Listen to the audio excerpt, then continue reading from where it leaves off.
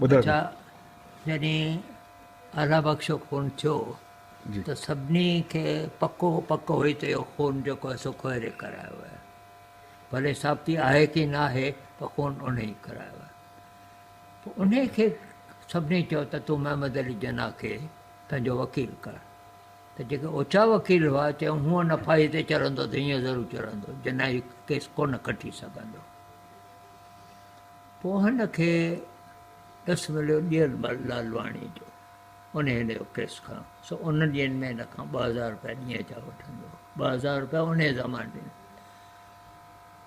हाणे उन हिकिड़ो कमु कयो जो हिते मुंबई में आयो ऐं कार्ड मास्टर खे पैसा खारायईं। कार्ड मास्टर कहिड़ो साईं?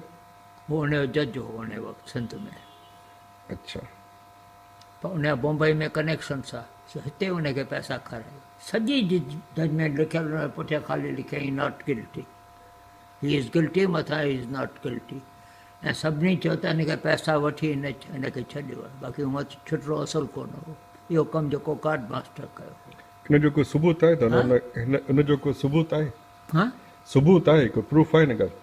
सबूत सवलो सिधो आहे त ॾियलमल खे ख़बर हुई पैसा किथे खाराइणा आहिनि। हिन चयो मुंबई में खेसि हिते खाराया, ॾियलमल लालवाणी।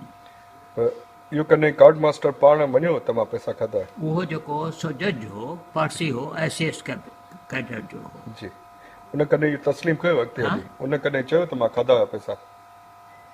न। इहा एवरी सेकंड मैन न्यू त इहो जेको फ़ैसिलो बदिली थियो आहे जी is because of card master and because of money. अच्छा इहा मूंखे न रुगो हितां ख़बर आहे, पर इवन अध ॿुधल ॻाल्हि पहला सिंह आडवाणी खां जेको लॉ कॉलेज जो प्रिंसिपल हो उन खां बि लॻभॻि ॿुधल आहे इहा ॻाल्हि। उहो को रवाजी माण्हू कोन हो, तमामु मशहूरु हो ऐं हिन शादी वादी कोन कई। ऐं he was a gold medallist, Sindh में पहिरियों नंबर आयो। अच्छा जयराम दास जो ऐं प्रोफेसर घनश्याम जो दोस्त हो।